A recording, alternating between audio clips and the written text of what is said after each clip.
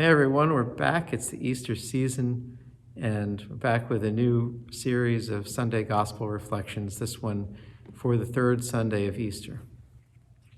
A reading from the Holy Gospel according to John. At that time, Jesus revealed himself again to his disciples at the Sea of Tiberias. He revealed himself in this way.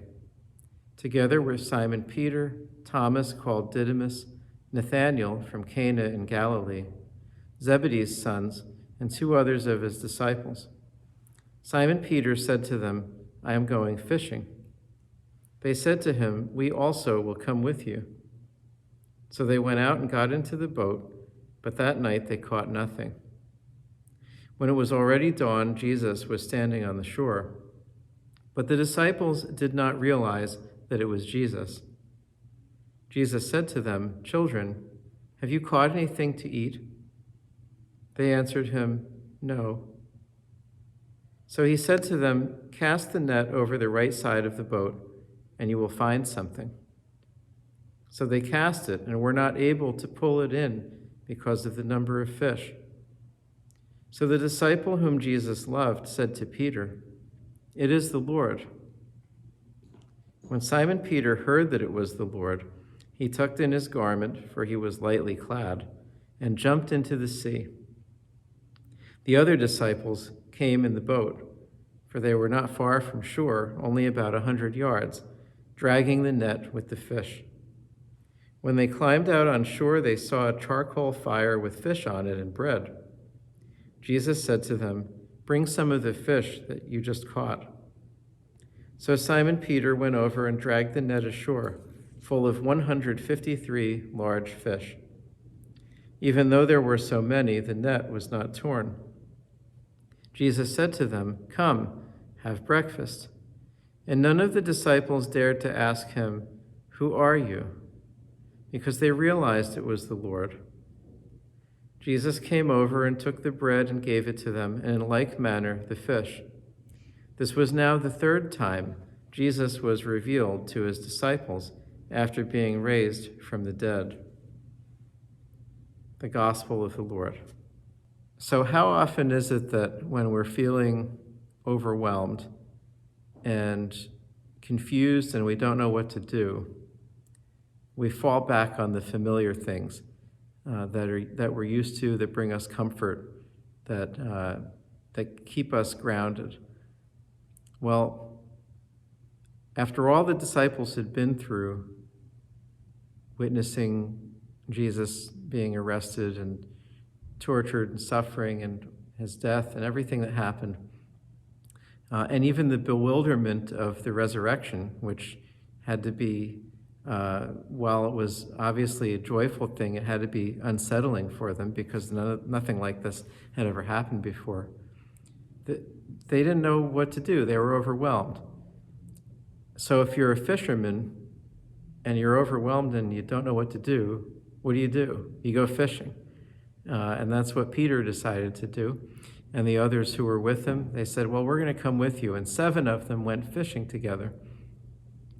And they were out there on the lake all night, and they didn't catch anything. Again, like, how often do we pursue stubbornly our own plans in futility? So the morning comes, the dawn comes, they're exhausted, they've been out there all night, they haven't caught anything. And Jesus appears, and he's like, "Why don't you try over there?" And they did, and they couldn't hardly get all of the fish into the boat. They had to drag the net ashore filled with fish, more than they would know what to do with. What were 7 guys going to do with 153 fish? And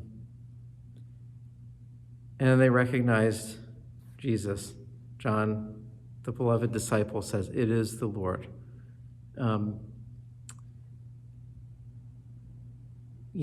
We pursue our ways. We pursue our plans, sometimes stubbornly, even when it's clear that it's not working. And as soon as we open a crack to allow the Lord in to guide us, things start to change. And this was the moment, right, when they opened themselves to his direction, his guidance. Their fortunes changed immediately, and their efforts became fruitful because they were now no longer stubbornly clinging to their own approach, but they were allowing the Lord to show them the way. And then they rejoiced in his presence, and they had this breakfast on the shore with him. So there's got to be a lot in this for us, and for me, for our Oratorian community, being in a time of upheaval, of uncertainty, it's been a painful time for us, and it's been a great lesson in that. Yeah, I've rejoiced in being able to do the things that bring comfort, to be able to celebrate Mass and the sacraments and do the things that are familiar. But I certainly find that when I'm pursuing things on my own, for my own purposes, pursuing my own plans, well, it doesn't always go so great.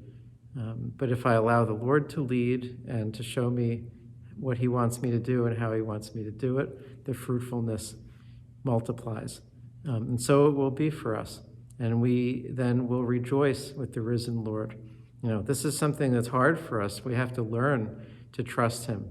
We have to learn to surrender to him. Even as closest disciples, we're still learning this, even at this late date in the story.